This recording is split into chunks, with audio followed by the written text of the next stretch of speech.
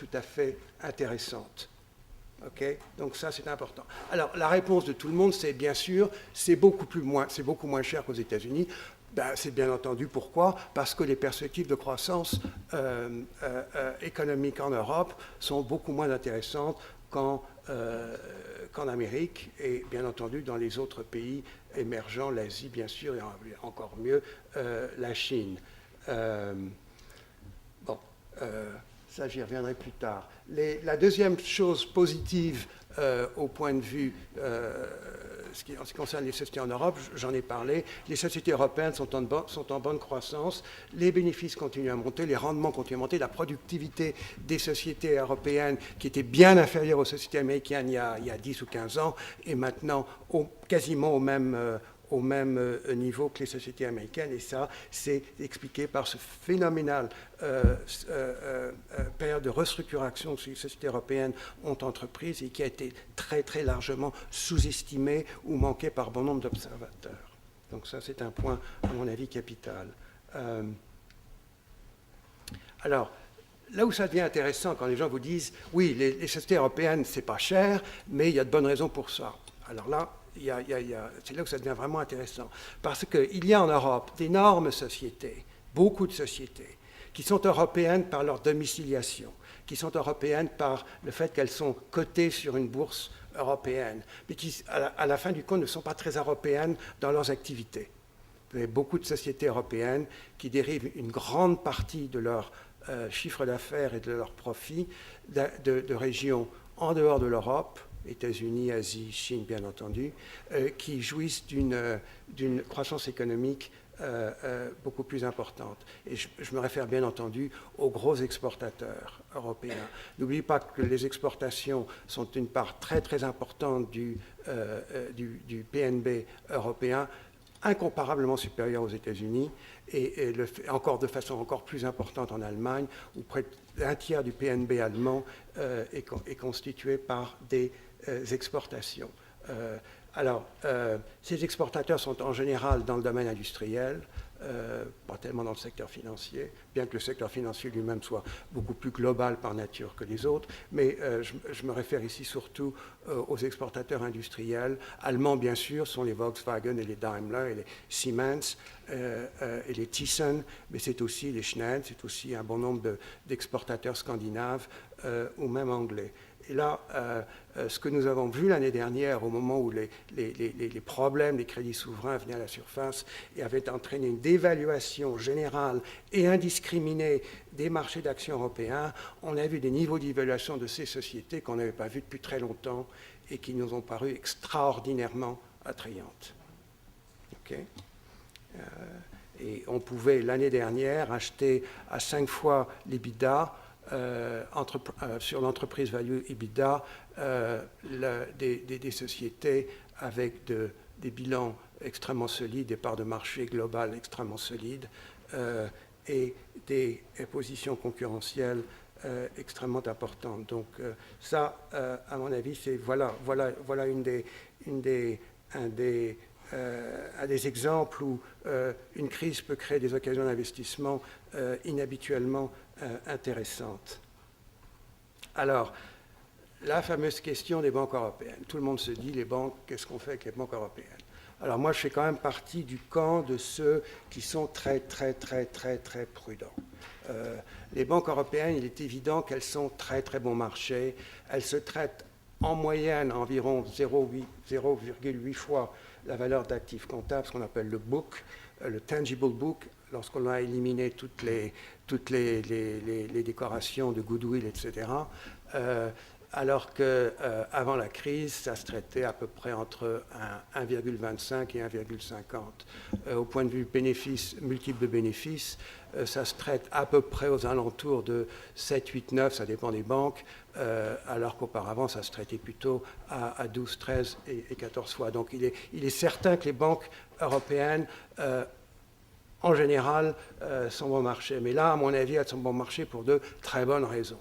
Elles sont bon marché pour la raison que j'ai citée auparavant, c'est quid des engagements sur les crédits souverains. Et ça, c'est à mettre en comparaison avec la base de capital de ces banques, et vous avez beaucoup de banques européennes qui ne sont pas en très bonne posture, et vous avez ajouté à ça tout le problème qui a été discuté avec ce qu'on appelle Basel III. Je ne sais pas si vous êtes au courant de Basel III, je suis sûr que vous l'êtes, mais ce sont les nouvelles mesures discutées et annoncées au niveau européen pour définir un niveau minimum de capital d'institutions financières. Alors, ce qui est intéressant dans Basel III, c'est que ce qui a été annoncé est finalement assez bénin. Non seulement par le niveau, mais par le temps donné aux banques pour arriver à ce niveau minimum de position en capital. Mais ce qui est plus problématique, c'est qu'au-delà de cette dimension européenne, vous avez une dimension nationale où les régulateurs nationaux vont plus loin que le régulateur européen. C'est certainement le cas en Suisse, c'est certainement le cas en Angleterre, et imposent une couche additionnelle de capital. Et vous avez la troisième dimension, qui est la dimension de ce qu'on appelle les sociétés financières de taille importante, les SIFIs, Significantly Important Financial Institutions, où là, il y a très probablement une troisième couche de capital qui va être demandée. Alors, si vous ajoutez tout ça, vous avez la très grande majorité des banques en Europe qui vont devoir faire face à des opérations d'augmentation de capital dilutives. Et le dernier endroit où vous voulez être quand il y a un risque d'augmentation de capital dilutive, c'est dans l'equity de ces banques. Donc pour l'instant, c'est un endroit où il faut aller avec très très grande prudence. Il y a aussi le problème de l'environnement opérationnel, des nouvelles réglementations qui vont être mise en place. C'est encore très incertain, c'est très discuté. Les États-Unis ont une idée, ils essaient de l'imposer en Europe. L'Europe leur dit non, on n'est pas d'accord.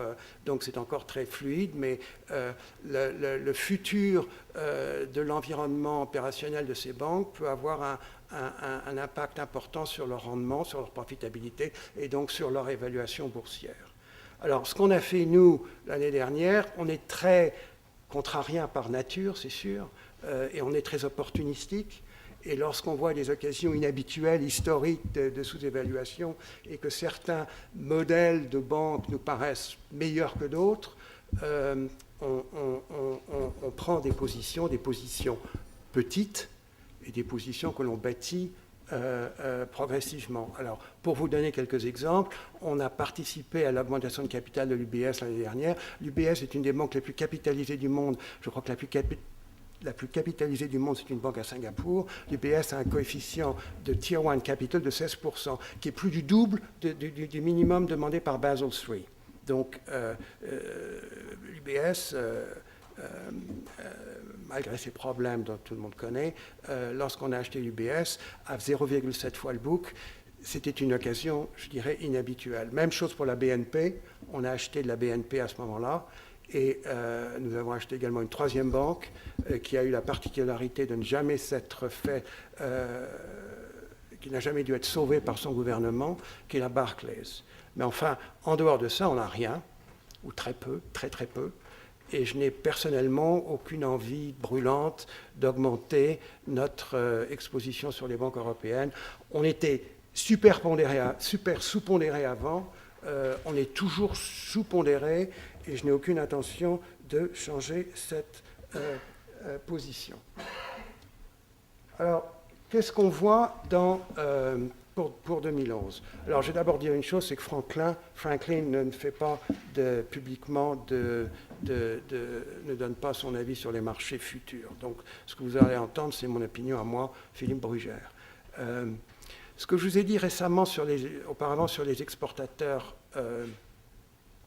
européens, c'est un peu l'histoire de l'année dernière. Comme on dit en anglais, it's a bit long in the tooth for a story. Il y a bon nombre de positions industrielles que nous avons prises, qui ont bien marché et qui sont, pour être très franc, plus près de la sortie que de l'entrée. Okay ? Donc, à mon avis, il y avait des occasions tout à fait inhabituelles l'année dernière. C'est encore une bonne idée, mais ce n'est plus une idée très nouvelle. Et à mon avis, maintenant, je crois qu'il faut regarder une chose, c'est que l'Europe L'Europe, ça n'existe pas. L'Europe,